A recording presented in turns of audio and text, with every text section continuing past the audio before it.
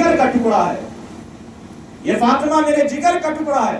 हुजूर ने सबसे पहले, आज कोई बात करता है, आज कोई बकवास करता है, वो जिसके पास इल्म नहीं है, पता नहीं है, आज हम पर इल्जाम लगा दिया जाता है, बड़ी आसानी से ये बात कह दिया जाता है कि इस्लाम दहशतगर्दी का पैगाम देता, इस्लाम दहशतगर्द है। याद रखे, इस्लाम हमेशा अमन पसंद रहा। अगर तारीख नहीं पढ़े तो तारीख उठा कर देखो, तारीख खंगालो। जब तक इस्लाम आया नहीं था, जब तक कि इस्लाम के बानी मोहम्मद रसूलुल्लाह की आमद नहीं हुई थी, तब से पहले रसूलुल्लाह के आमद बच्चियों को जिंदा दफन तुम करते थे। एक बेटी के जीने का हक तुमने छीन लिया था, बेटियों को जीने का हक नहीं था।